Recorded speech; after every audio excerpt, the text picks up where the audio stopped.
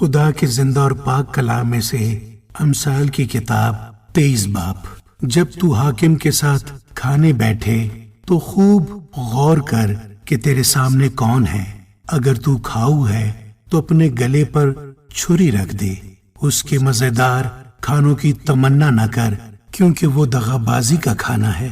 مالدار ہونے کے لیے پریشان نہ ہو، اپنی اس دانش مندی سے باز آ۔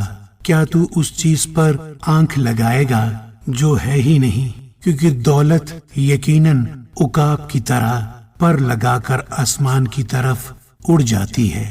تو تنگ چشم کی روٹی نہ کھا اور اس کے مزیدار کھانوں کی تمنا نہ کر، کیونکہ جیسے اس کے دل کے اندیشے ہیں وہ ویسا ہی ہے۔ وہ تجھ سے کہتا ہے کھا اور پی، لیکن اس کا دل تیری طرف نہیں۔ جو نوالا تو نے کھایا ہے تو اسے اگل دے گا، اور تیری میٹھی باتیں بے سود ہوں گی۔ اپنی باتیں احمق کو نہ سنا، کیونکہ وہ تیرے دانائی کے کلام کی تحقیر کرے گا۔ قدیم حدود کو نہ سرکا اور یتیموں کے کھیتوں میں دخل نہ کر، کیونکہ ان کا رہائی بخشنے والا زبردست ہے۔ وہ خود ہی تیرے خلاف ان کی وکالت کرے گا۔ تربیت پر دل لگا اور علم کی باتیں سن۔ لڑکے سے تادیب کو دریغ نہ کر۔ اگر تو اسے چھڑی سے مارے گا تو وہ مر نہ جائے گا۔ تو اسے چھڑی سے مارے گا اور اس کی جان کو پاتال سے بچائے گا۔ اے میرے بیٹے، اگر تو دانا دل ہے تو میرا دل خوش ہوگا، اور جب تیرے لبوں سے سچی باتیں نکلیں گی تو میرا دل شادمان ہوگا۔ تیرا دل گنہگاروں پر رشک نہ کرے، بلکہ تو دن بھر خداوند سے ڈرتا رہے، کیونکہ اجر یقینی ہے اور تیری آس نہیں ٹوٹے گی۔ اے میرے بیٹے، تو سن اور دانا بن اور اپنے دل کی رہبری کر۔ تو شرابیوں میں شامل نہ ہو اور نہ حریص کبابیوں میں، کیونکہ شرابی اور کھاؤ کنگال ہو جائیں گے اور نیند ان کو چیتھڑے پہنائے گی۔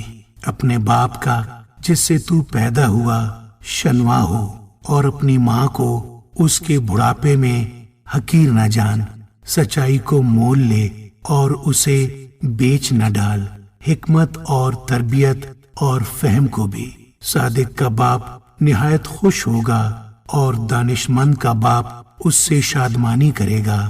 اپنے ماں باپ کو خوش کر، اپنی والدہ کو شادمان رکھ۔ اے میرے بیٹے، اپنا دل مجھ کو دے اور میری راہوں سے تیری آنکھیں خوش ہوں، کیونکہ فاشا گہری خندق ہے اور بیگانہ عورت تنگ گڑھا ہے۔ وہ راہزن کی طرح گھات میں لگی ہے اور بنی آدم میں بدکاروں کا شمار بڑھاتی ہے۔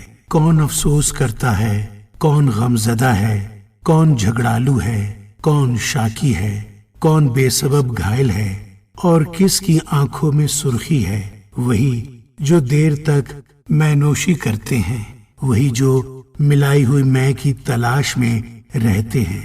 جب مے لال لال ہو، جب اس کا عکس جام پر پڑے، اور جب وہ روانی کے ساتھ نیچے اترے تو اس پر نظر نہ کر، کیونکہ انجام کار وہ سام کی طرح کاٹتی اور افیہ کی طرح ڈس جاتی ہے۔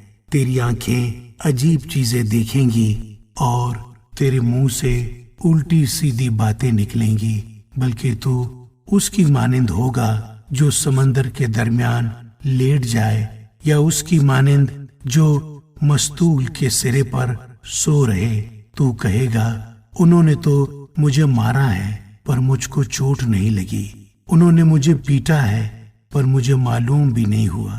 میں کب بیدار ہوں گا، میں پھر اس کا طالب ہوں گا۔ آمین۔